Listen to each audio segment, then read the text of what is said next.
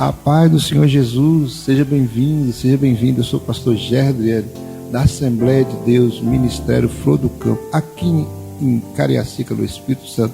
Estou aqui juntamente com a minha esposa, irmã Vanderleia, professora da Escola Bíblica Dominical. A paz do Senhor, irmã Vanderleia. A paz do Senhor, irmão Jerry. Mais uma vez, né, irmã, com a oportunidade maravilhosa de poder lecionar a segunda lição desse trimestre, né? Lição maravilhosa, Bênção né? pura. A lição de número 2, essa lição traz o título A Igreja de Jerusalém, um modelo a ser seguido. O textuário diz assim: e perseveraram na doutrina dos apóstolos, e na comunhão, no partir do pão e nas orações.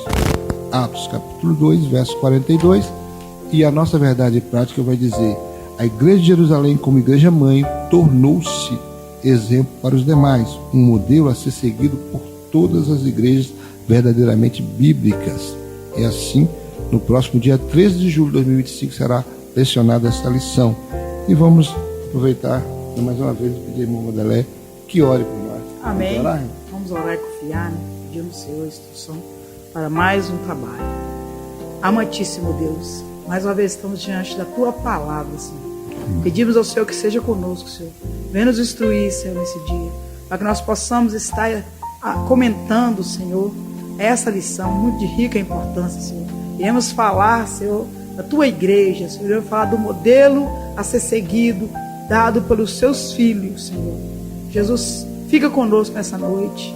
Ó Pai querido, que o Espírito Santo venha, Senhor, nos instruir, nos fazer lembrar tudo aquilo que estudamos, Senhor. Que nós possamos, ó Pai, estar instruindo a cada um sobre essa palavra de tão grande importância. Senhor, vai tomando também aqueles que tenham tempo de nos ouvir. Seja com eles, abra os seus intelectos, as suas mentes, Senhor, instruindo também na palavra. Senhor Deus, fica conosco, Senhor, nos ajude. É o que nós te pedimos e agradecemos em nome do Senhor Jesus. Amém. Amém. Vamos então à nossa leitura bíblica em classe, que se encontra em Atos capítulo 2, do verso 37 ao verso 47. 37. Ouvindo eles isto, compungiram-se em seu coração e perguntaram a Pedro e aos demais apóstolos: que faremos, varões irmãos? 38. E disse-lhes Pedro: arrependei-vos, e cada um de vós seja batizado em nome de Jesus Cristo para perdão dos pecados, e recebereis o dom do Espírito Santo. 39. Porque a promessa vos diz respeito a vós, a vossos filhos e a todos os que estão longe, a tantos quantos Deus, nosso Senhor, chamar. 40. E com muitas outras palavras isto testificava, e os exortava, dizendo: salvai-vos desta geração perversa. 41. De sorte que foram batizados que de bom grado receberam a sua palavra. E naquele dia agregoramos-se quase 3.000 almas. 42.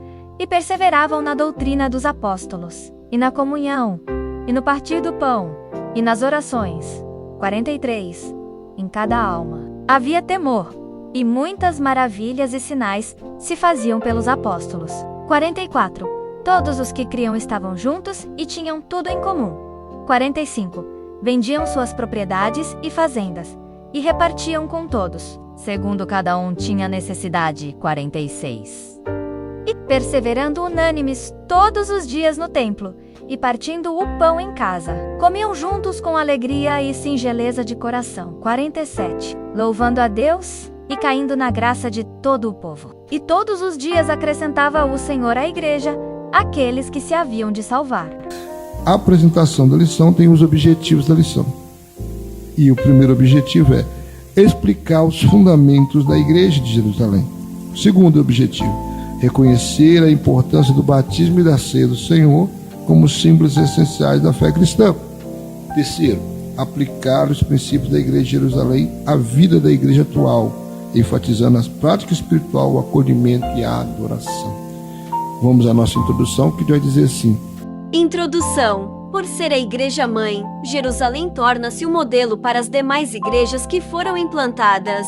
É de Jerusalém que partem as decisões que buscam, por exemplo, disciplinar e padronizar determinadas práticas cristãs. A igreja de Jerusalém já nasce forte, sendo de origem divina, cheia do Espírito Santo e supervisionada pelos apóstolos. Essa igreja é bem alicerçada. Isso fica claro no ministério da palavra, a quem os apóstolos se devotaram inteiramente, e ao exercício dos diversos dons que abundavam no seu meio. É, portanto, uma igreja da palavra e do Espírito, e mais é uma igreja onde a observância das ordenanças de Cristo é praticada na esfera do culto cristão. Assim, a igreja cristã primitiva exibe marcas que se tornaram um padrão para todas as igrejas em todas as épocas e lugares.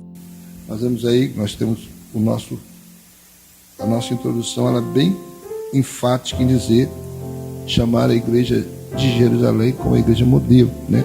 Tanto é que a palavra-chave é modelo. E é interessante porque ela foi implantada ali, nós estamos ali vendo os novos convertidos ali lá após a pregação de Pedro, quase 3.000 almas, e ali já começa a citar nesse mesmo texto como era o comportamento desses cristãos, né? A transformação que Deus fez na vida deles. Eles eram perseverantes da doutrina, eles na comunhão, no partir do pão, nas orações. Havia um desejo, um desejo grande de estar sempre em união. E ali tinha os apóstolos de Cristo que os ensinavam, que os orientavam. Então, eles aprenderam, depois de um derramado do Espírito Santo. Pode notar, irmãos, toda vez que há um avivamento no mundo, né, Deus começa a trabalhar nessa igreja, muitas almas se convertem e volta-se à prática da santidade, volta à prática, né, de viver uma vida ilibada, uma vida de temor ao Senhor, uma vida de reverência. Então é isso que aconteceu ali. Eles foram o primeiro modelo de uma igreja que começa depois de um derramar tão poderoso do Espírito Santo que nós falamos na lição passada sobre o Pentecoste, que foi a inauguração da igreja. E esse modelo perdurará, né, até o dia da volta do Senhor Jesus, né, nos ares. Então, por isso que eu sempre aconselho os irmãos, quando nós estamos falando sobre igreja, de ler o livro de Atos e ver como nós estamos tão distantes dessa igreja modelo e que precisamos voltar a essa velha prática de sermos unânimes nos cultos, unânimes na oração, unânimes na doutrina dos apóstolos, unânime em viver uma vida de santidade.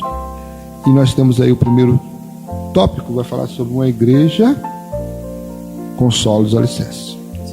Primeiro tópico, subtópico, nós dizendo, vai falar assim: uma igreja com fundamentos doutrinários.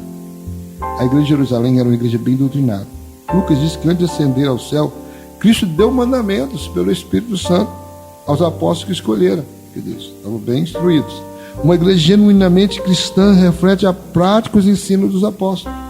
É exatamente isso que o livro de Atos diz da primeira igreja, que perseveraram na doutrina dos apóstolos. Atos 2, verso 42. Uma igreja só pode ser considerada genuinamente cristã quando ela consegue ensinar e doutrinar seus membros de tal forma que ela passa a refletir o caráter de Cristo.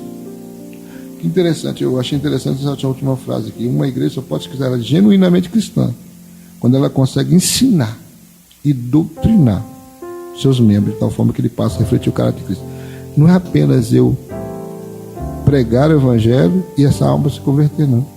Eu tenho que doutrinar, discipular, orientar até que eu veja nela o caráter de Cristo. Isso mesmo. Então, agora uma igreja com fundamento que essa igreja tinha, bem doutrinada pelos apóstolos, bem discipulada, ela era realmente reconhecida como uma igreja genuinamente cristã, que reflete a prática e os ensinos do Cristo. Porque não basta você falar que eu sou de Cristo, não. Eu tenho que provar que eu sou de Cristo. Eu tenho que provar com a minha vida que eu sou de Cristo. E uma das coisas que me faz, irmã Manela, é aprovar para o mundo que eu sou cristão, é quando a prática cristã está na minha vida.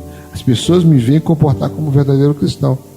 Você não vê mentiras dos meus lábios, você não vê engano da minha boca, não tem aquele negócio de comprar e não pagar, ser uma pessoa honesta, ser uma pessoa ilibada, ter uma boa prática, né, de relacionamento, não só na igreja, porque ser crente na igreja é uma coisa, irmão. É fácil. Agora, ser crente no mundo, ser crente ouvindo palavrões, ser crente ouvindo piadas pornográficas, dentro do seu trabalho, você tem que ouvir aqueles funk, naquelas musiquinhas chatas, e você tem que ter paciência de suportar, porque você está no seu local de trabalho. Você serve aí na contramão do mundo. E aí você vê na contracultura, né? Contracultura, que o mundo está ensinando uma coisa, você está para outro lado. Pro outro lado. Mas ao mesmo tempo você está no meio, porque Jesus disse: Senhor, eu não os peço que eu tire do mundo, mas que eu livre do mal. Quer dizer, você tem que estar no meio para arrebatar essas pessoas que estão nessa prática. Exatamente. Quando você é bem doutrinado, quando verdadeiramente os pastores, que tem muitos pastores charlatão, né, irmão?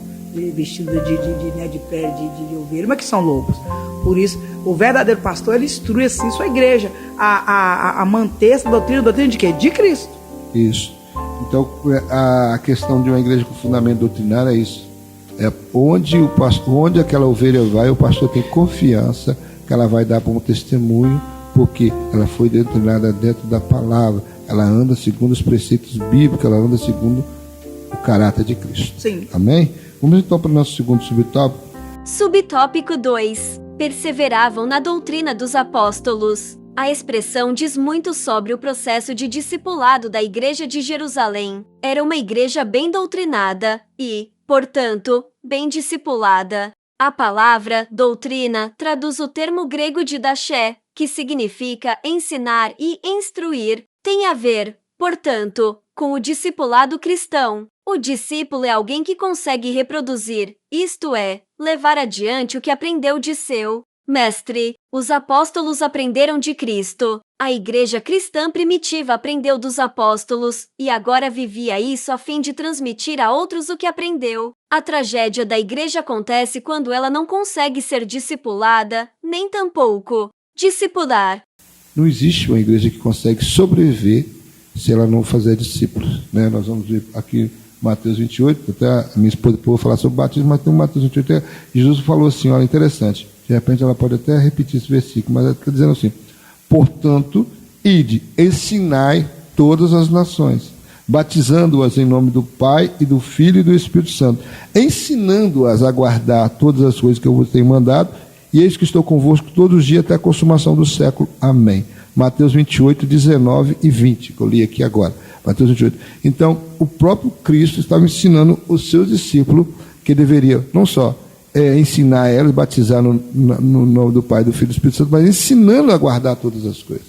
Então, já era uma ordenança da parte do Senhor, que quando nós ganhássemos uma alma para Jesus, nós devemos discipulá-la, ensiná-la, né? Eu aprendi com um grande mestre, né, que já partiu para o Senhor, que eu só posso considerar que eu ganhei uma alma para Jesus depois que eu evangelizei, discipulei e levei ao tanque batismal. Aí depois que ela passou pelo tanque batismal, eu falei: isso, eu ganhei essa alma para Jesus. Do contrário, querido, só porque ela levantou a mão no culto não significa, né, ou que levantou no culto ao ar livre, não significa que ela ainda está totalmente convertida. Então, é necessário haver a discipulação. E é interessante o discipulado. E é interessante que esse ato de perseverar é como o ato de permanecer, insistir, prosseguir até aprender e vivenciar isso na sua vida cotidiana. Porque o mais importante é vivenciar. Às vezes você pode até não ser um pregador. Talvez você não vai ser uma boa cantora, um bom cantor. Talvez você não vai ser aquela pessoa que vai subir nos púlpitos para fazer grandes prédicas, grandes pregações. Não. Mas você vai ser um bom testemunho cristão. Onde você passar, as pessoas vão falar: lá vai um homem de Deus, lá vai uma mulher de Deus. Por quê? Porque você perseverou na doutrina dos apóstolos, você perseverou na palavra. E aí essa palavra reverberou no seu caráter. As pessoas vão ver o caráter de Cristo em você. Isso é o mais importante. Alguns hoje estão muito em busca de fama, em busca de refletores, em busca de estar aparecendo por aqui e ali, ter agendas e tudo mais. Mas o mais importante é você ter o reflexo de Cristo na sua vida. E se você ser reconhecido como luz do mundo, como sal da terra. Porque esses que mantêm esse padrão são os que vão adentrar o céu. É que quando a igreja for arrebatada, vai ouvir o toque da trombeta, vai ouvir o seu nome ser chamado. Esses realmente vão para o céu. Agora aqueles que pervertem. Agora talvez alguns que estão tão preocupados com fama, às vezes não refletem na sua vida cotidiana realmente o caráter de Cristo. A Bíblia diz que nós temos um tão grande testemunha, né? Nuvens. Não, as nuvens de testemunha. E entre essas nuvens de testemunha há o Senhor, há os anjos, mas também há pessoas. Você pode reparar, irmão Gé, quando as pessoas que estão lá no meio do pecado, quando os negócios ficam feios pro lado delas, elas procuram, elas observam aqueles que realmente servem o Senhor. E quando o negócio está feio pro lado delas, não é qualquer um que elas chamam para orar. Elas chamam para orar aquelas que elas vê diferença. Aí sim elas têm que ver testemunho. Até o próprio mundo eles nos observa. E vê se nós somos diferentes. Eles não vão nos iguais. Mas eles vão naqueles que são diferentes.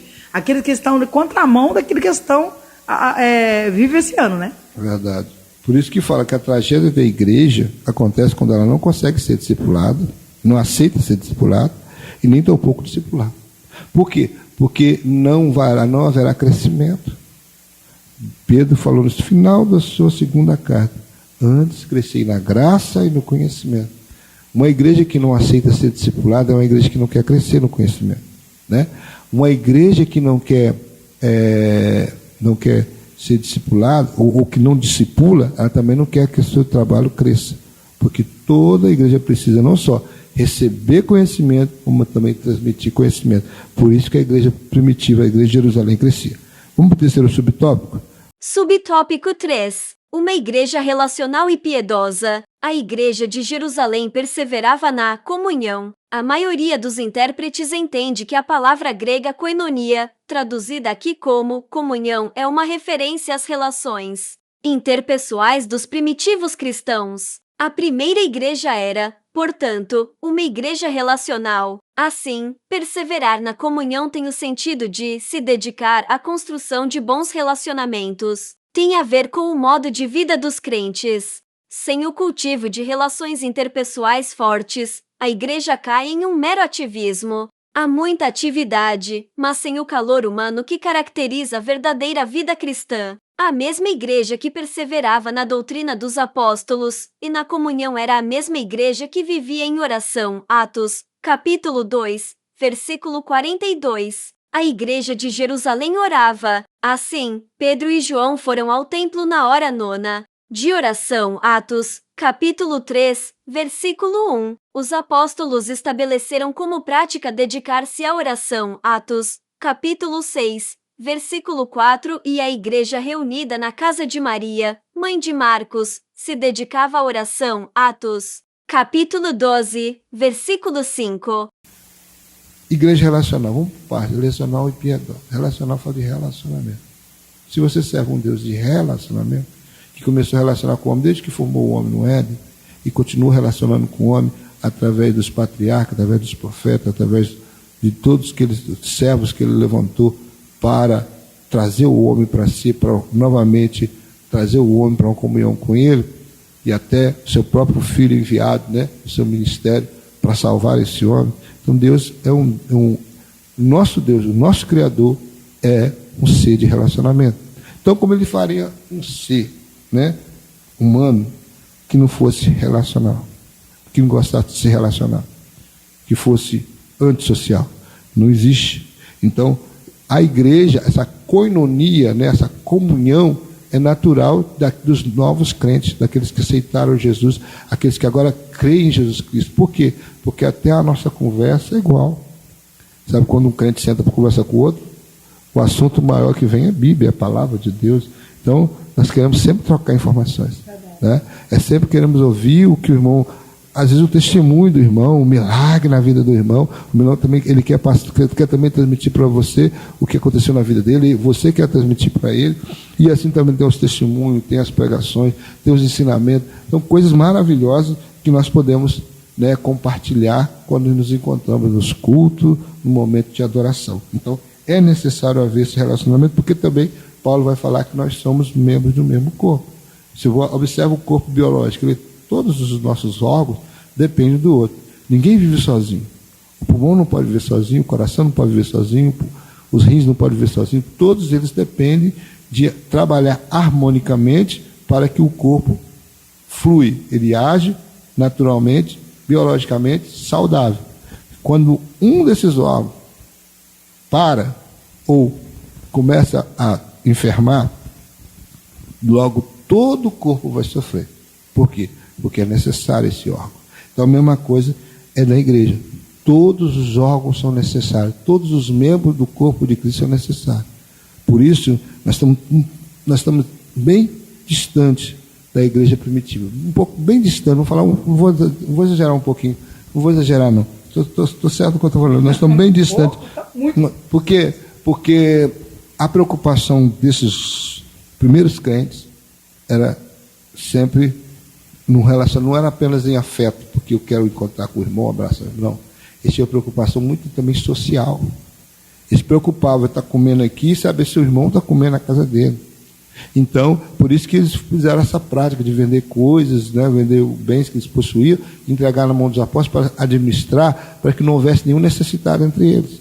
Então, o amor de Deus derramado no coração deles fez esse ato de benevolência, esse ato, e é também considerado, né, como Paulo vai escrever lá em Gálatas, o fruto do Espírito, que está dentro do nosso coração, a benignidade, a bondade, né, o amor. Então, tudo isso é feito porque nós fomos comprados com bom preço. Nós somos nova criatura e agora nós estamos com as novas atitudes. E a atitude é essa, de ter esse amor.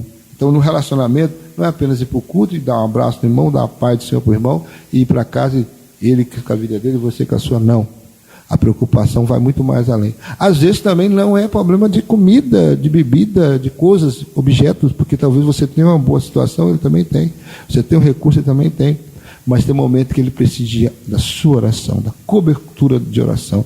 Eu preciso de oração, você precisa de oração, a minha esposa precisa de oração. Então, às vezes, no ato do encontro também, é a hora do que ele falou, eu estou passando por um processo, preciso que os irmãos orem por mim.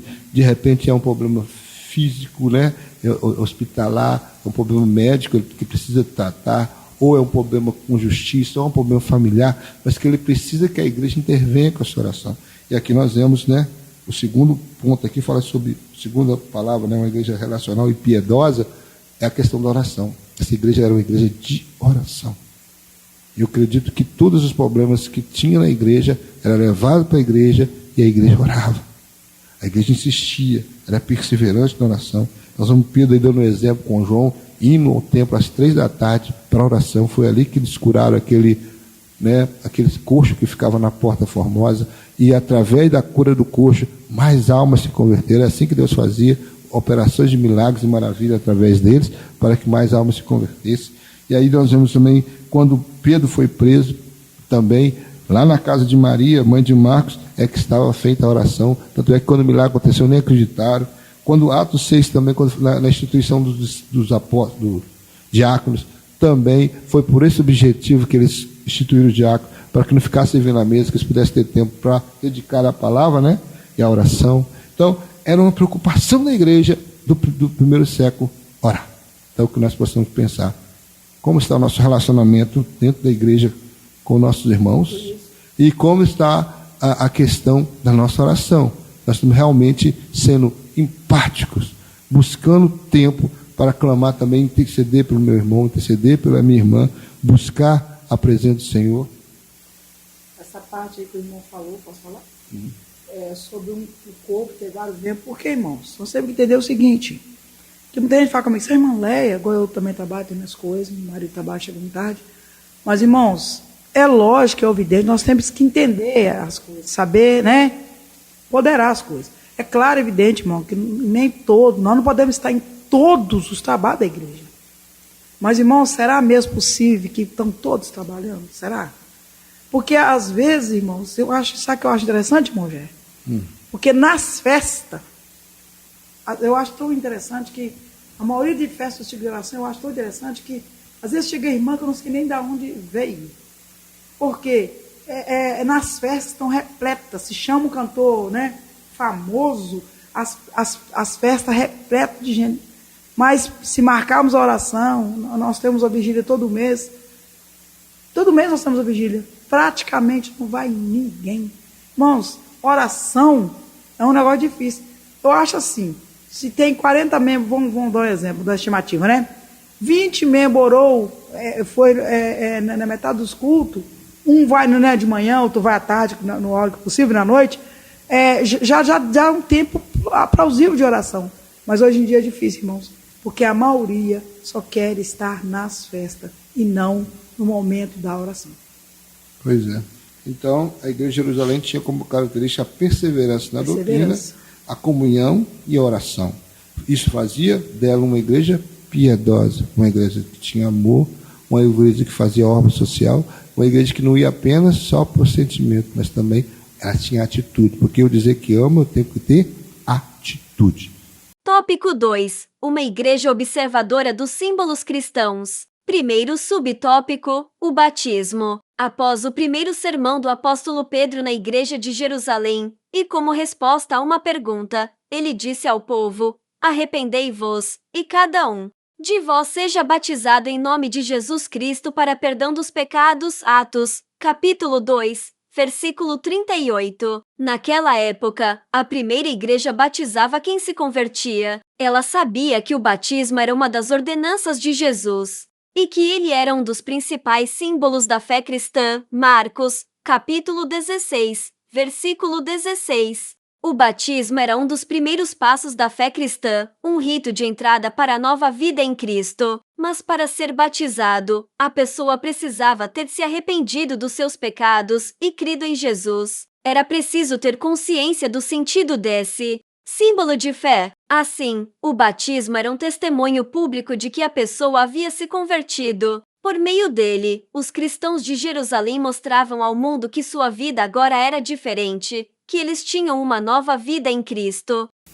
Irmão Gerry, os cristãos de Jerusalém, né, o qual Deus começou, eles já conheciam o batismo, não é isso? Porque já se havia batismo, mas esse batismo não era em nome de Jesus, mas sim o batismo de arrependimento, né? Isso. Agora, o batismo começou, antes de João já se batizar, o batismo começou através de João, que começou o batismo pelo arrependimento dos pecados através de Cristo. Preparando para o Messias. Então, porque João, irmão, quando ele batizava, ele não batizava em nome de Jesus, ele batizava em água, e ele dizia que viria que ele não era digno nem de aparcar a sandália dos seus pés, que batizaria com fogo. Isso que João falava. E ele batizava, e tanto a prova que eu ficava pensando, gente, como que vai gente ir no batismo de João, sendo que como assim? Mas é porque já havia o batismo, né? Em outro, já era o costume, né? Mas o batismo era como se fosse um ato de purificação. Agora, irmão Gerry, eu não sei aonde cargas d'água tiraram essa ideia de batizar criança. Irmão Gerry, criança tem algum pecado? Não. Criança, ela tem um pecado sim. Mas criança tem pecado sim. Ela tem um pecado intrínseco dentro dela, pecado de nascimento, porque todos nós nascemos com o pecado de Adão. Mas agora uma criança não tem consciência, irmão, dos seus pecados, irmãos. Se uma criança morre, ele vai direto para o céu, porque eles são inocentes. Agora, irmão, é óbvio, evidente, gente, que às vezes os irmãos podem perguntar assim, irmão, que idade é propícia para batizar? Irmãos, a idade não tem uma idade modelo. Por quê? Às vezes um jovem maduro, né, na sua fé, ele aceita Jesus e quer batizar. Se você vê que ele já sabe, né? Nós discipulamos mais ou menos com 12 anos, né, irmão? Mais ou menos com 12 anos. 12 a 13. Mas, irmãos, por isso que há o discipulado, né? Um preparo batismo. Mas irmã Leia, mas e quando Filipe batizou Eunuco? É claro, irmão, evidente que as coisas vão evoluindo. Vocês bem lembram que aquele eunuco, ele já era instruído na palavra, ele já tinha aceitado o Senhor, né?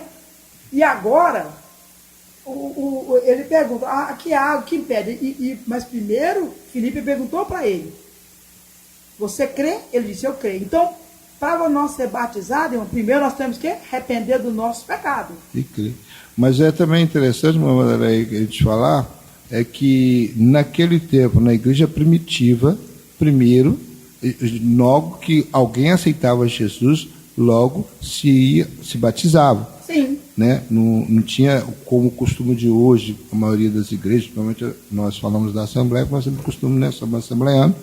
E na Assembleia, assim, quando alguém se converte ao Senhor, aceita Jesus e nunca foi batizado, nunca foi membro de igreja, ele vai passar pelo discipulado para aprender, né, as doutrinas bíblicas, aprender o básico, né, das doutrinas bíblicas, para ele, né, chegar àquele momento que ele decide pelo batismo. Então o pastor vai batizá-lo como testemunho de que realmente houve uma conversão, né, e que ele vai simbolicamente ali, né, o batismo tem um ato simbólico de comprovar que ele se converteu publicamente ali, normalmente ele vai convidar seus parentes, sua família. Então, as pessoas verão que realmente hoje ela é uma nova criatura. Porque a Bíblia diz, irmãos, para nós se arrependermos e sermos batizados, que está em Atos 2,38. Mas, irmãos, entenda. Primeiro eu tenho que, irmão, me converter a Cristo. Isso. Agora, depois que eu me converto ao Senhor, aí sim, eu vou tomar esse novo passo. Por quê? Porque o batismo, ele é um símbolo que eu estou mostrando, dizendo para o mundo que eu sou uma nova criatura. Uhum. E o batismo que nós professamos, porque há 3 tipos de batismo, né, irmão Jé? Tem o nosso é por imersão, né? Nossa, por imersão, tem o por aspersão. O outro é para aspersão, que é aquele jogar de um pouquinho de água na cabeça. O outro é até mesmo por indução, irmão, tem. Vocês acreditam nisso? Meu Deus do céu. Mas, irmão, presta atenção. Ai, Malé, mas lá dentro da cruz não foi batizado. Lógico, irmão, que não deu tempo. Ele estava na cruz. Ele estava para ser morto. Não tinha jeito de descer dali. Às vezes, uma pessoa aceita Jesus no leito do hospital. Às vezes é muito doente, às vezes está muito doente. Às vezes está impossibilidade de levantar. É lógico que Deus não vai deixar salvar aquela pessoa por causa disso. Agora, quando a Bíblia diz que quem o Senhor Jesus será batizado, irmãos, quer dizer assim, quando nós aceitamos Jesus, ficamos anos na igreja e nunca se preparamos para batizar, nunca tomamos uma decisão, irmãos. Irmãos, isso aí sim é pecado, isso aí nós podemos perder a nossa salvação. Agora, irmãos, nós temos que entender o seguinte, batizar não é na hora, irmão, que eu ali mesmo, que eu entro naquela água, que eu não entro ali, porque a gente costuma dizer assim, ai não, mas eu não posso batizar na água parada, eu não posso batizar na piscina. Irmãos, é um símbolo, irmãos, quem dera que se na hora que eu emergesse ali, eu ficasse livre de todos os meus pecados, irmão. Só ler aqui Romanos 6, Amém. verso 3 a 6, na nova versão internacional, NVI, diz assim: ou vocês não sabem que todos nós que fomos batizados em Cristo Jesus, fomos batizados em uma só morte? Portanto, fomos sepultados com ele na morte, no meio do batismo. E a fim de que, assim como Cristo foi ressuscitado dos mortos, mediante a glória do Pai, também nós vivamos uma vida nova. Se dessa forma fomos unidos a ele na semelhança da sua morte, certamente seremos também na semelhança da sua ressurreição. Pois sabemos que o nosso velho homem foi crucificado com ele, para que o corpo do pecado seja destruído e não mais sejamos escravos do pecado. Então aqui Paulo é bem enfático e claro em dizer qual é a simbologia do batismo. O sepultamento de pecado.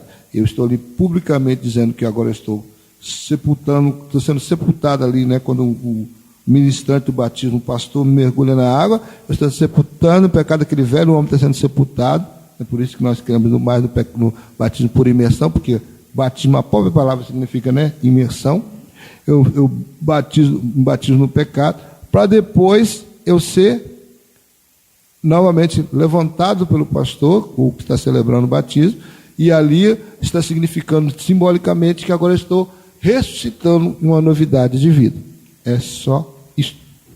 Irmãos, Pedro vai nos dizer assim: arrependei-vos, cada um de vós seja batizado em nome de Jesus Cristo para perdão dos pecados, e recebei o dom do Espírito Santo.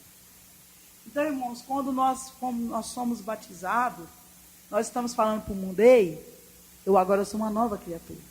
Ei, eu agora tenho uma diferença entre o mundo. E quando você entra no tanque batismal, você mostra para todo mundo que você é uma nova criatura. Agora, irmão Gé, nós temos que entender o seguinte, que tem igreja que toda vez que a pessoa peca, eles batizam de novo. Oh, meu Deus. E outra coisa, irmão, nós temos que entender. O batismo é uma ordenança bíblica. Agora eu vou trazer, irmãos, uma polêmica que às vezes está acontecendo nas Assembleias de Deus, entre os versículos. Por quê? O batismo que nós, assembleanos, a maioria dos povos entende, é o batismo da trinitariedade, da Trindade, que é em nome do Pai, do Filho e do Espírito Santo. Ô irmão, quantas vezes chegou gente na nossa igreja, e aí quando a gente vai fazer, ou vai pegar a carteirinha, aí nós perguntávamos, você é batizado em nome de qual batismo? Em nome do Pai, do Filho ou do Espírito Santo? E a pessoa dizia, não, eu sou batizado só em nome do Filho. Então a gente tinha que batizar outra vez. Então, irmãos, o batismo a qual é o batismo, como que eu falo, que nós aprendemos, é o batismo em nome do Pai, do Filho e do Espírito Santo. Mas, irmã Leia, lá em Atos, capítulo 16, diz assim, e o batismo foi ministrado em nome de Jesus. Está diferente entre os textos de Mateus, Atos, tem causado alguns dores, algumas dúvidas. Mas a Bíblia não há contradição. Outros vão dizer que é lícito da época da igreja, desobediência, mas a maioria concorda que o verdadeiro batismo é em nome do Pai, do Filho e do Espírito Santo. Irmãos, a única explicação que eu posso dar por esse texto, quer dizer, que o batismo que nós entendemos é o batismo que está em Mateus, capítulo 28, 19. O versículo que é uma narrativa do batismo, uma forma batimal, mas o mandamento de Jesus aos seus apóstolos, ou quais com o cumprimento deste mandamento fizeram o nome de Jesus, quando Jesus envia aos seus discípulos a grande comissão. Alguns dizem assim, irmãos, que quando eles pegam esse texto de Atos, capítulo 2, versículo 4, e Atos 10, 48, eles dizem assim, que ali está escrito que os apóstolos, que Pedro batiza em nome somente de Jesus. Mas eu entendo assim, a igreja estava começando. E é claro que nós acreditamos no batismo da Trindade. Mas alguns trazem uma explicação rasa, mas uma explicação que ela tem uma certa relevância. O batismo, irmãos, olha só. Quando Jesus, os hebreus, os israelitas, eles conheciam a Deus, eles conheciam um pouco a unção do Espírito Santo, porque sobre os profetas, sobre os reis, vinha o Espírito Santo, mas eles não conheciam Jesus. Então, alguns teólogos, bem conhecidos por sinal, creem assim, que nem algumas vezes aqui, uma quando ele fala circunstancial, né? Sim, circunstancial. Quando eles falam em nome de Jesus, é porque ele estava pregando para os judeus. E o batismo, e quem salva, irmão Jé? Jesus. Uhum. Então, o batismo sem Jesus, o batismo sem a cruz é válido, irmão Jé? Não. Então, alguns acreditam, irmão, não é eu que estou falando, alguns linhas de pensamento acreditam que quando eles batizavam somente em nome de Jesus, era para o judeu a qual não conhecia a Jesus Cristo. Mas como o evangelho ele foi levado a toda criatura, porque o mundo gentílico, a maioria não conhecia nada de Deus. Por quê? Lembre-se, o Senhor, Deus, ele foi revelado aos judeus, para que os judeus mostrassem ao mundo, não é isso? Uhum. Mas eles o rejeitaram. Então, eles, na explicação de alguns teólogos, não minha, eles querem dizer assim, quando o batismo era feito para os gentios ou as demais pessoas, eles batizavam em nome do Pai, do Filho e do Espírito Santo. Por quê? Essas pessoas não conhecia o Deus Trino. E assim eles reforçavam. Mas o batismo que está em Mateus, capítulo 28, verso 19, é o verdadeiro dado por Cristo Jesus. Portanto, ide ensinar em todas as nações, batizando-as em nome do Pai, e do Filho e do Espírito Santo. Então, esse é o batismo ao qual nós acreditamos. Amém? Amém? Vamos para o segundo tópico, que vai falar sobre a ceia do Senhor. Segundo subtópico, a ceia do Senhor. A ceia do Senhor é a outra ordenança dada por Jesus e que foi observada pela Igreja de Jerusalém. E perseveravam no partir do pão. Livro de Atos dos Apóstolos, capítulo 2, versículo 42. A maioria dos estudiosos concorda que esse texto é uma referência à prática da ceia do Senhor entre os primeiros cristãos. Donald G., um dos principais mestres do pentecostalismo britânico, disse que, quando tomada corretamente, a ceia leva a igreja ao próprio coração de sua fé, ao próprio centro do Evangelho, ao objeto supremo do amor de Deus. Portanto, quão abençoado é esse partir do pão! Parece provável que os primeiros cristãos, combinando essa ordenança simples com a festa do amor de sua refeição comum, lembravam assim a morte do Senhor todos os dias. Livro de Atos dos Apóstolos, capítulo 2, versículos 42 a 46. Irmão Gerry, a Bíblia diz que ele já havia comunhão no partir do pão. Esses textos, irmão, as pessoas dizem assim que a comunidade daquela época, eles vendiam suas propriedades, assim alguns entendem, e eles viviam numa coletividade. Vocês entendem isso, irmão, já assim?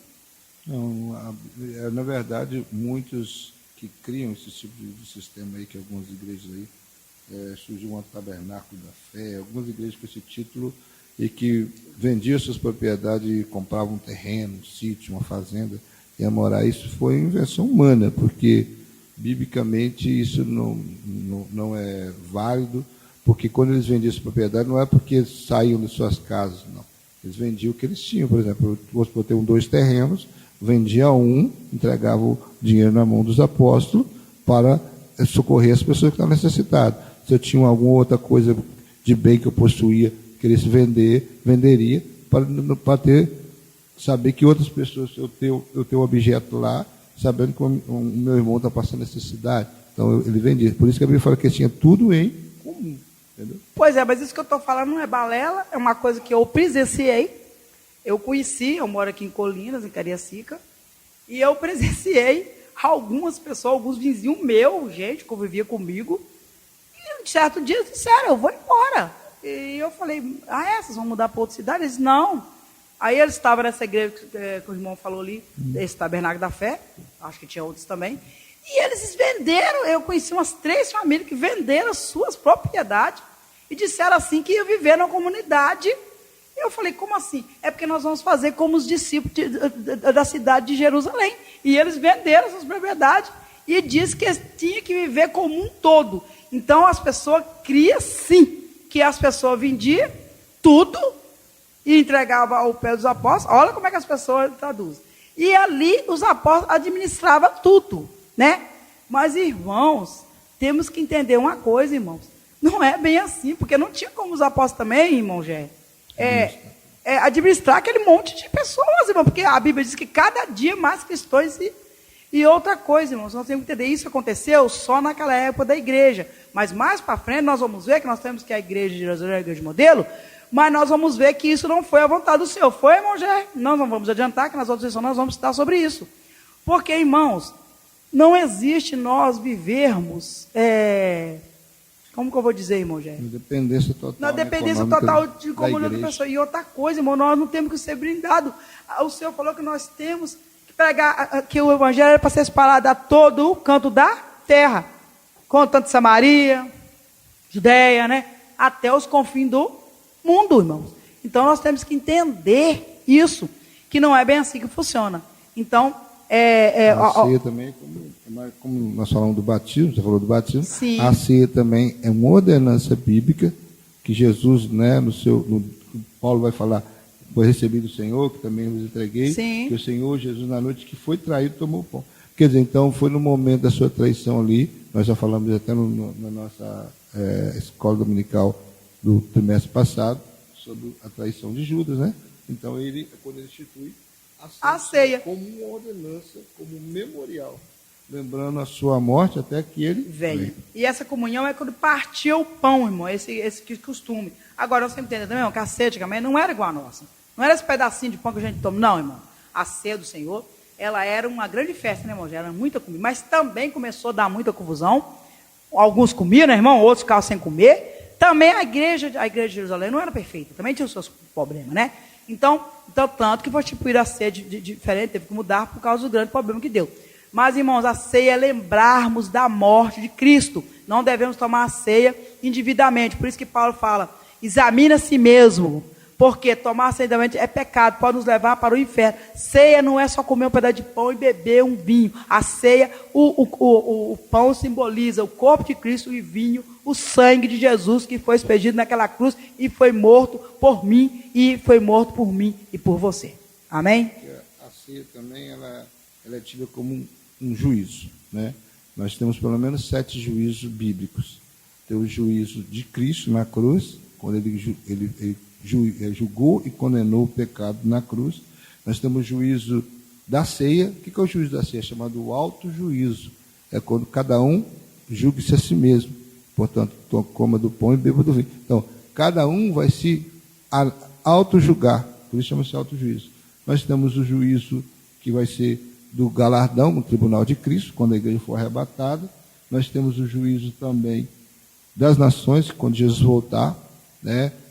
Antes do milênio, ele vai julgar as nações que se levantaram contra Israel e que foi a favor de Israel para a entrada do milênio. Nós temos também o juízo de Israel, que vai ser na grande tribulação. Nós estamos agora passando o período da igreja, mas quando a igreja for arrebatada, vai vir o tempo para Israel e vai ser o juízo de Israel. Israel vai ser julgado ainda, porque Deus vai levantar Israel novamente como nação santa e serva do Senhor. E depois do milênio, quando houver o último dos juízos para o homem, né, no caso, que é o juízo final, é o chamado juízo do tribunal de Cristo, que aí todos os ímpios ressuscitarão para ser julgado e lançado no lago de fogo. E além disso vai haver também o juízo dos anjos caídos. Então são alguns juízos que a Bíblia nos cita. Então a ceia está relacionada a esses juízos. E é por isso que nós reunimos. A ceia é uma comunhão. Nós estamos dizendo, quando nós estamos todos reunidos na igreja, nós estamos dizendo, nós estamos em comunhão com quem, irmãos? Com Cristo Jesus. E com a igreja. E com a igreja. Por isso nós não temos como tomar os participar dos corpos do Senhor indevidamente. Irmãos, a ceia do Senhor é uma coisa. Agora, tem uma igreja por aí, muitas igrejas por aí, até uma igreja que é muito conhecida, né? Irmãos, a ceia é o pão e o vinho, porque o pão significa o quê, irmão? Já? Corpo de Cristo. E o vinho, simbolicamente, agora, tem uma igreja aí, uma igreja chamada Universal, ela simplesmente, a pessoa somente, é uma ceia, até a própria ceia é feita indevidamente, porque a própria ceia está errada, porque ela só dá o pão, mas não dá o vinho. Então isso é totalmente errôneo. Tópico 3. Uma igreja modelo. Primeiro subtópico. Uma igreja reverente cheia de dons. Em cada alma havia temor. Livro de Atos dos Apóstolos, capítulo 2, versículo 43. A palavra grega traduzida como temor é phobos, que também significa reverência, respeito pelo sagrado. Havia um forte sentimento da presença de Deus. Havia um clima da presença do sagrado, do que é santo, o mesmo sentido que teve Moisés, quando o Senhor o mandou tirar os sapatos dos pés, porque o lugar é terra santa. Livro de Êxodo, capítulo 3, versículo 5. Precisamos aprender com a primeira igreja. Não podemos perder o respeito pelo sagrado. Lucas destaca que muitas maravilhas e sinais se faziam pelos apóstolos. Livro de Atos dos Apóstolos, capítulo 2, versículo 43. Sinais, no grego, teras, e maravilhas, no grego, semeion, são as mesmas palavras usadas pelo apóstolo Paulo para se referir aos dons do Espírito Santo, que se manifestavam em suas ações missionárias. Epístola aos Romanos, capítulo 15, versículo 19. Os dons espirituais ornamentavam a igreja cristã. primitiva. Oxalá que a nossa igreja fosse assim, né? Meu Deus. Uma igreja reverente e cheia de dons. O que é reverência? Você vai ver Salomão dizendo em Eclesiastes: guarda o teu pés quando entrares na casa do Senhor. Isso chama-se reverência. É respeito pelo sagrado. É temor pelo sagrado. É saber que Deus é grande e nós somos pequenos. Que nós somos totalmente dependentes dele. Que nós necessitamos da sua misericórdia todos os dias. Então isso chama-se reverência. Isso se chama você agradar a Deus com seu temor. A Bíblia fala que o temor é o princípio da sabedoria. O temor ao Senhor é o princípio da sabedoria. Então, quando eu sou um crente temente, eu estou dizendo que eu sou sábio, que eu reconheço quem eu devo temer, quem eu devo respeitar. E temor não é ter medo, é respeitar a posição de Deus, é a posição sua. Eu sou criatura e Ele é Deus. Eu sou filho e Ele é o Pai, o Todo-Poderoso. Quem sou eu? Né? Nada. Mas Ele é tudo na minha vida. E Ele, através do seu Filho, me salvou. E Ele prometeu um dia me levar para a sua casa, para viver eternamente com Ele. Então eu tenho que temer, eu tenho que respeitar isso. E havia um temor no coração da igreja. E através desse temor, Deus usava os discípulos, os apóstolos, com muitos sinais e maravilhas. Quanto mais a igreja era temente, mais sinais manifestavam. Quanto mais a igreja era reverente, mais sinais aconteciam. Não é hora de parar e meditar? Será que nós perdemos esse temor? Será que nós temos mais reverência na presença do Senhor? Porque às vezes você vê um culto de domingo de certas igrejas que parece que você está numa praça do shopping, uma praça de alimentação, um total desrespeito na casa do Senhor, um vai e vem para lá e para cá, uma falação na hora do louvor, na hora de uma pregação, um total desrespeito ao irmão que está pregando lá na frente, ao irmão que está dirigindo o culto. Isso é falta de temor. Demos exemplo bíblico do Velho Testamento. Esaú, irmão de Jacó. Ele que deveria receber o título pelo primogenitura, não perdeu. Sabe por quê? Porque a Bíblia diz que ele era profano. O que é ser profano? É não respeitar as coisas sagradas. Ele não respeitava as promessas que tinha sobre ele. Ele não respeitava a questão de ser da descendência de Abraão e de Isaac, e posteriormente a bênção da primogenitura viria sobre ele, não. Tanto é que ele vendeu para o seu irmão por um prato de comida, né? Então, não é questão que Jacó fez a coisa certa, mas Esaú foi profano. Jacó era tudo errado, mas amava as coisas de Deus. Ele não, ele era profano. E cuidado que nós não estejamos como Esaú, dentro da igreja, agindo de uma forma profana. Vou botar uma palavrinha, irmãos, sobre tremor, né? Sobre temor. A etimologia vai dizer que significa medo. Nós sempre entendemos o seguinte, irmãos, que sempre tem, eu acho que sempre tem um extremo, irmão. Porque antes, no passado, quando eu era bem criança, nós sempre ouvíamos umas pregações de uns irmãos que iam, de uns pastores, que ele ia na igreja e, em vez de eles ensinar o evangelho, eles faziam um sermão, irmão velho, trazendo terror para a vida do servo, não era isso? Falava sobre o inferno e eles impunham aquilo, eles falavam coisa absurda, mas eles traziam realmente, muitas pessoas aceitavam Jesus, não por conhecer Jesus, mas aceitavam Jesus pelo medo do inferno, né? Mas o temor que você está falando, não, é um temor de saber que tem um versículo na Bíblia, não me recordo aonde, que diz assim, que não temei aquele que mata o corpo, mas temei aquele que pode matar o corpo e julgar a alma no inferno. Vocês procurem aí, vocês vão achar.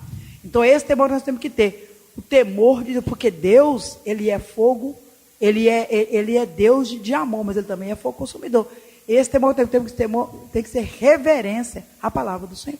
Amém. Vamos ler os dois subtópicos. Não vou ler o último subtópico, vou passar para a irmã Anéia, porque nosso tempo já está indo embora. Subtópico 2. Uma igreja acolhedora. Dentre as muitas marcas de uma igreja relevante, o acolhimento aparece como uma das suas principais. Uma igreja, para se tornar relevante, necessariamente deve ser acolhedora. A igreja de Jerusalém é um modelo de igreja acolhedora. Além de estarem juntos, o texto bíblico diz que naquela igreja todos os que criam estavam juntos e tinham tudo em comum. Livro de Atos dos Apóstolos, capítulo 2, versículo 44. Não é fácil partilhar, muito menos acolher. A nossa tendência é nos fechar em nosso mundo e deixar de fora quem achamos ser inconveniente. Numa igreja acolhedora, os membros se sentem acolhidos e parte do grupo. Irmãos, isso é muito necessário, uma boa recepção, um bom cuidado com os crentes da igreja e com aqueles que nos vêm nos visitar. Você quer ver? É um exemplo dentro da nossa própria casa. Quando chega alguém na sua casa, você quer receber de qualquer maneira? Não. Você quer se preparar para recebê-lo, para que ele se sinta bem na sua casa, se sinta bem na igreja. A igreja que é acolhedora é aquela igreja que sabe recepcionar. Eu sempre cito isso na igreja, um testemunho que eu tive quando eu não conhecia a Cristo. Uma vez me levaram a uma igreja, me parece uma presbiteriana, e eu fui nessa igreja juntamente com um cunhado meu. Cheguei lá, fui muito bem recepcionado, as pessoas me vieram, me acolheram, me deram um banco, me ofereceram um local para sentar, me deram um cantor cristão, me deram uma Bíblia, sentou do meu lado. Depois eu ainda fui, quando me convidaram para ir numa escola bíblica dominical, eu voltei nessa igreja para assistir essa escola bíblica. Por quê? Por causa de uma questão de recepção, da forma que eu fui bem tratado. Também a igreja tem que ser acolhedora, não só com os seus próprios membros, mas também com aqueles que vão assistir um culto, aqueles que vão participar. E é interessante que eles tinham cuidado uns com os outros. Todos criam, eles estavam juntos, e o que mais? Tinham tudo em comum. É o que eu falei, né? Eles não tinham as coisas deles como deles. Eles tinham um coração pronto, liberal, para repartir com o irmão. Me lembrei uma história que contou um pastor que faz missão no Paraguai, que tinha uma irmã que todo culto, ela ia para esse culto, e lá tem muitas pessoas, muita comunidade pobre, indígenas, e a maioria chega lá descalço. E ela tinha condição de ter o seu chinelo, ela ia todo dia com o chinelo, e terminava o culto, ela estava descalço. Aí um dia uma irmã que foi daqui do Brasil para lá, para assistir o culto, perguntou a ela: eu vejo você chegar de chinelo e se descalço, por que isso? Ela falou: não, porque eu venho de chinelo, mas quando eu chego aqui e vejo tanta gente descalço, eu fico sem graça de deixar eles voltar para casa. Aí eu doava uma chinelo, comprava outra. Toda vez que eu venho para o culto, eu já sei que eu vou doar, eu tenho que doar, eu acabo deixando o chinelo aqui e voltando. Por quê? Porque é o sentimento que ela tinha, de que ela, da mesma forma que ela podia ter o seu par de chinelo, ela queria que alguém também tivesse a mesma coisa. Assim também eram os discípulos daquela época. Eles foram, a transformação na vida deles foi tão grande, o amor de Deus foi derramado de uma forma tão profunda, que eles tinham esse sentimento. Por isso que eles não tinham esse egoísmo, essa avareza com as suas coisas. Eles vendiam mesmo, entregavam na mão do discípulo, e não é para morar com os discípulos, não, era apenas porque eles queriam que não houvesse entre eles ninguém necessitado. Isso é uma igreja acolhedora. Vamos mandar. Amém. Vamos para o terceiro subtópico, diz assim.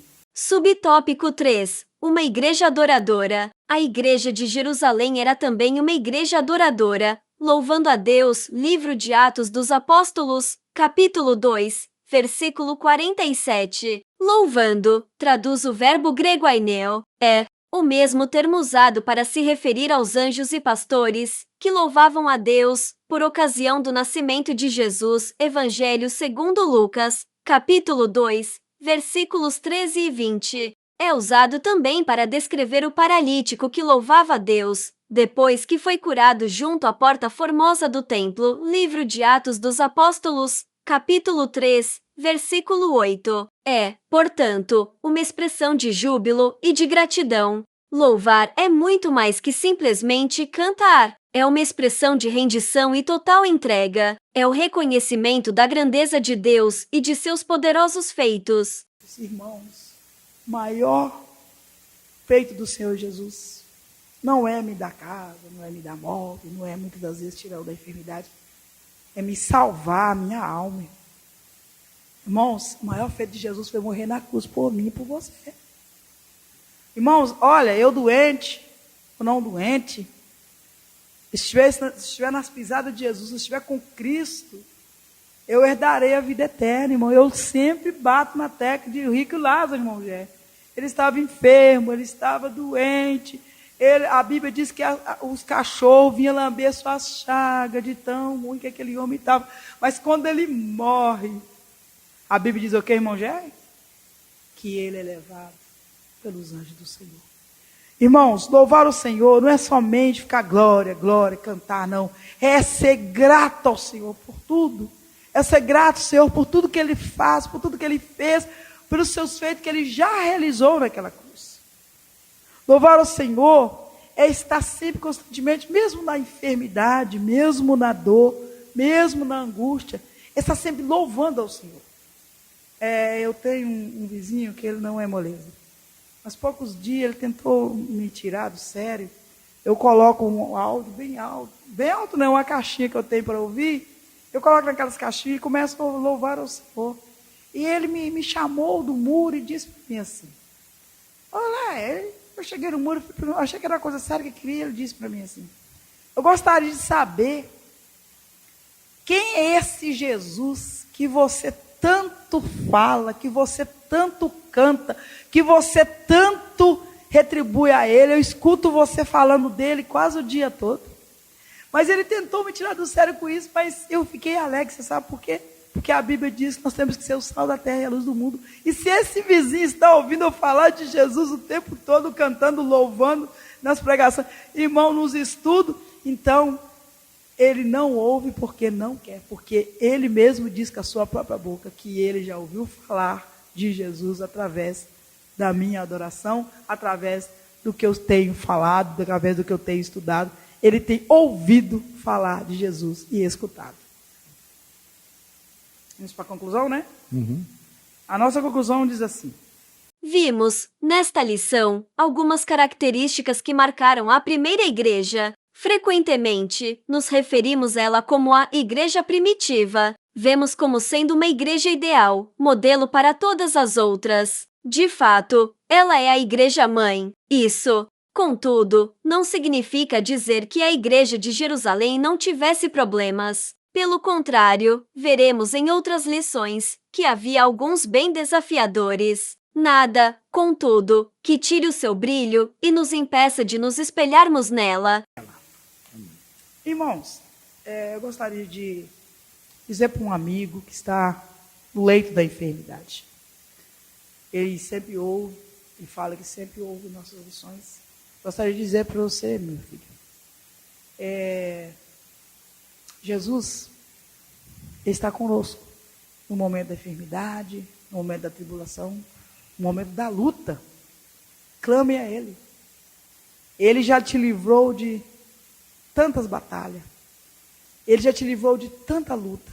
Mas o que Ele quer verdadeiramente de ti é que você se achega cada dia mais a Ele. Aproveite esse momento que você está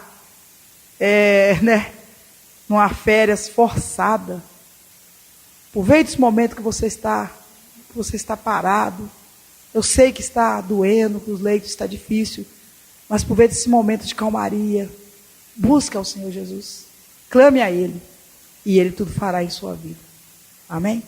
Portanto, estamos aí, encerrando mais uma lição, falando sobre a igreja primitiva, um modelo para a igreja de hoje.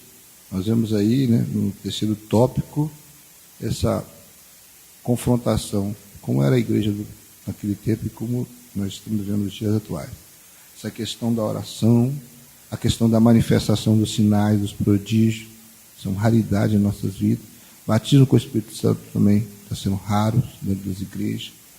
Essa igreja acolhedora, essa igreja cheia de dons, reverente, que sabe adorar, também está muito difícil nos dias de hoje.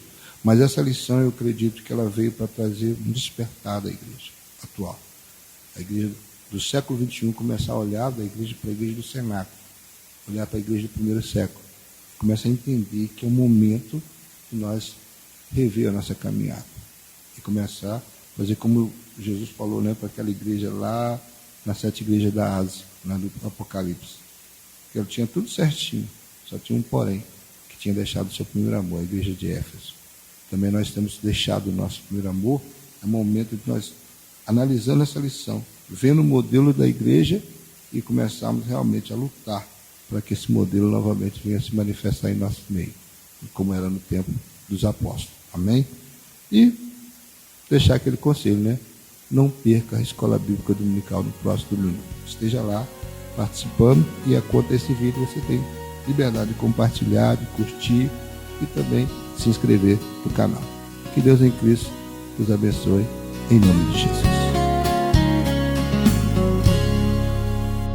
A palavra de Deus é para mim um tesouro sem igual em valor. Fala do amor de Deus, do amor que não tem fim. Mais precioso do que ouro é este amor. A palavra de Deus é doce mais que o mel. O que a toma pela fé há de ser fiel. Porque Deus nos concedeu o Emanuel, rocha viva donde emana leite e mel. Luz que guia pela senda da paz e alumia os que em trevas estão. Lâmpada que nos faz ver os artes de Satanás e que brilha mesmo na escuridão. A palavra de Deus é doce mais que o mel.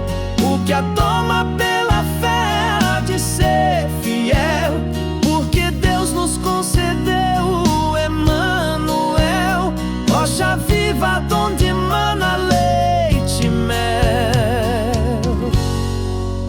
É um farol que sempre resplandeceu e que mostra o porto da salvação. Quem na arca já entrou e do mundo se esqueceu, chegará por certo à eternal mansão. A palavra de Deus é doce mais que o mel.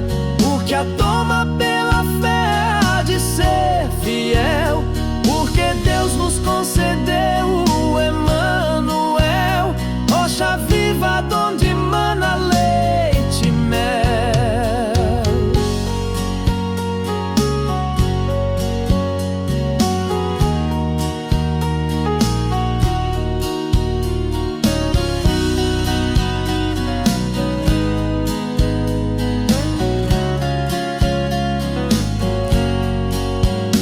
A palavra de Deus é doce mais que o mel.